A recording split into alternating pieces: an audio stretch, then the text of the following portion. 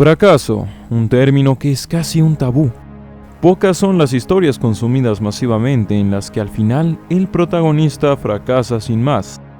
Sonrisas eternas, emotividad sin límites, romanticismos eternos. La sociedad del espectáculo sueña despierta con todo esto. Una incesante ráfaga de conquistas y logros que los estimulan cual droga. Del fracaso se habla como si fuera una parte más del éxito, como si una serie de fracasos en sí llevara siempre al éxito. Hasta para afrontar la idea del fracaso, el éxito sigue siendo la obsesión. No se puede entenderlo ni pensarlo claramente si al final cada entendimiento se esclaviza al fetiche del éxito. Pues se corre el riesgo de comprometer lo que dicen los hechos con lo que se espera de la realidad, explicando así el clásico error de creer que toda la realidad es de una manera solo por unos cuantos casos extraordinarios.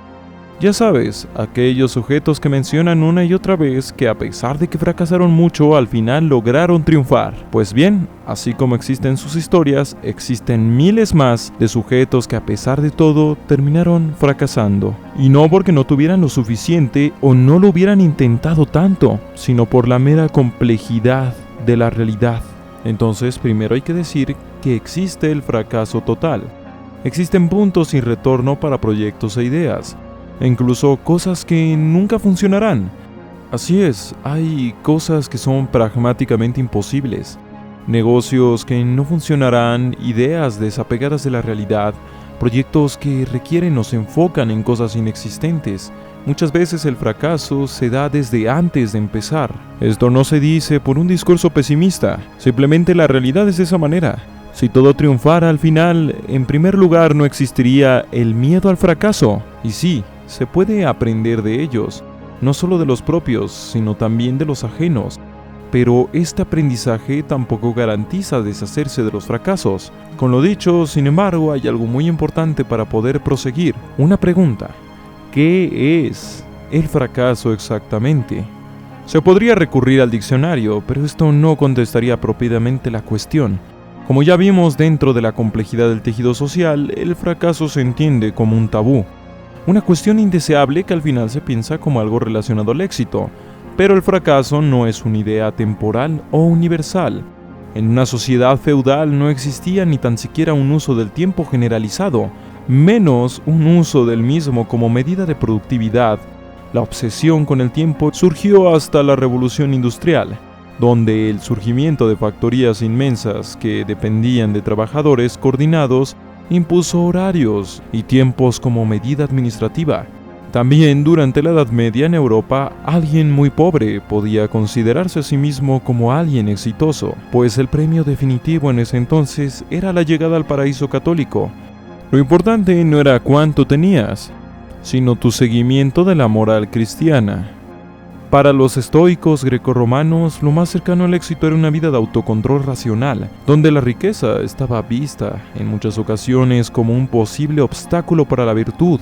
Hoy, gran cantidad de textos diversos hablan de un éxito que solo significa emprender, acceder a la mayor cantidad y diversidad de estímulos posibles, así como ser reconocido en todo tipo de círculos sociales. Gran parte de la literatura y audiovisuales motivacionales lo engloban casi todo en una visión competitiva, en un juego en el que hay que ganar, ya sea a otros o a uno mismo. Por tanto, en gran parte de la sociedad occidental el fracaso es no tener todas esas cosas que definen a la buena vida, que sin parar bombardean a los individuos a través de la casi omnipresente maquinaria publicitaria y del entretenimiento. El fracaso no es ser pobre, es no poder tener aún más. De ahí que se deteste tanto la figura del oficinista. Todas esas visiones edulcoradas de la vida que son expresadas en el cine y en publicidad, tarde o temprano terminan generando cierta influencia sobre los individuos, mostrándoles a los individuos cómo deben de ser las cosas. De este tema ya llegó a hablar Guy Debord en su libro La sociedad del espectáculo.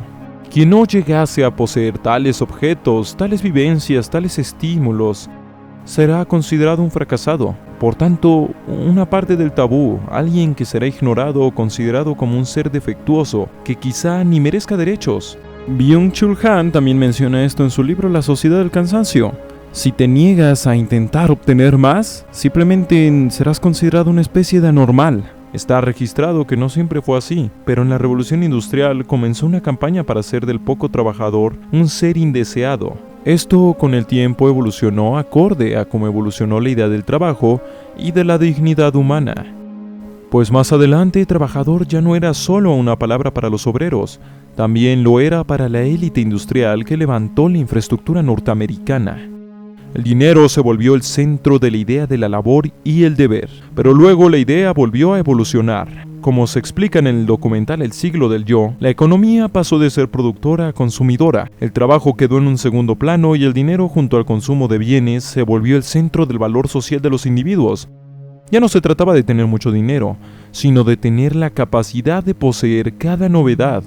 Todo está a la venta: inteligencia, carisma, atractivo y éxito. Entre más exclusivo, más estatus. La identidad pasó a ser algo que se tenía que expresar a través de nuestros bienes de consumo. En este punto, mucha de la definición social del individuo se daba gracias a las empresas de las cuales consumía asiduamente. Así, quien no tiene capacidad de consumir no tiene estatus más que el de paria, inservible o fracasado. La carrera por el éxito se ve impulsada significativamente por el miedo al fracaso, pues el fracaso en una situación así disminuye significativamente el valor que otros le dan al individuo. De esta manera nadie quiere quedarse atrás. Hay que intentar ascender a todo costo. Incluso la estabilidad es considerada también un fracaso, uno al que se le llama mediocridad. Está mal visto sentirse satisfecho con lo que ya se posee, sin importar lo bueno que eso pueda ser. Lo mediocre es considerado indeseable. Lo aceptable es la insatisfacción perpetua, muy diferente a Grecia, donde una persona mediocre era una persona equilibrada, una persona en el punto medio. No quería mucho ni quería poco. En este punto ya los individuos deben de competir por el premio mayor, o se arriesgan a ser considerados fracasados por otros y por ellos mismos. Esta situación se ha relacionado a una creciente cantidad de malestares sociales y psicológicos, entre ellos la depresión. Para afrontar esto es pertinente que el individuo se cuestione antes de cualquier otra acción: ¿qué éxito persigue? Su objetivo podrá ser riqueza sin igual o ser históricamente relevante.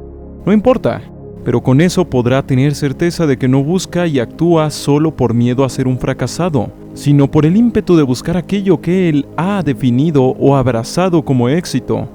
Sin embargo, también existe el miedo al éxito. Así es, la competitividad, las consecuencias y las posibilidades surgidas de la conquista de un objetivo también son consideradas como atemorizantes por individuos que, aún sabiéndose capaces, no comprenden o temen las posibilidades surgidas de la victoria.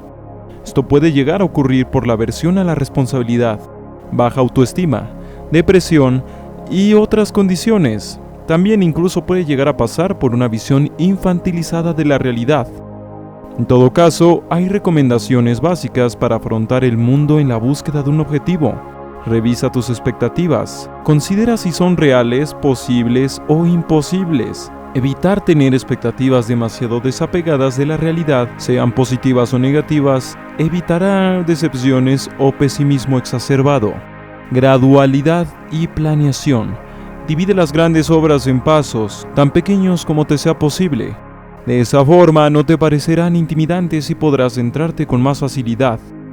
Considera también qué tienes y qué no tienes bajo tu control. Enfócate en adaptarte a lo que no controlas y en controlar adecuadamente lo que sí. Edúcate. Esto es básico. Muchas cosas se hacen posibles y hasta fáciles con el conocimiento adecuado. Pero lejos de creer que toda educación está dentro de la escuela, también considera que es muy importante todo lo que aprendes fuera de ella. Pero no por esto olvides la educación institucionalizada, puesto que en muchas ocasiones prueba su valor, por criticada que ésta sea.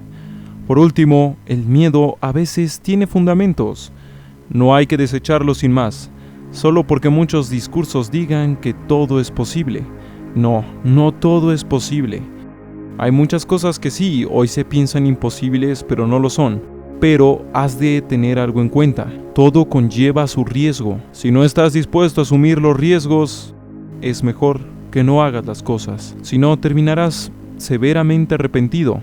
Para terminar diré que el mayor riesgo de todos es intentar no afrontar ni un solo riesgo.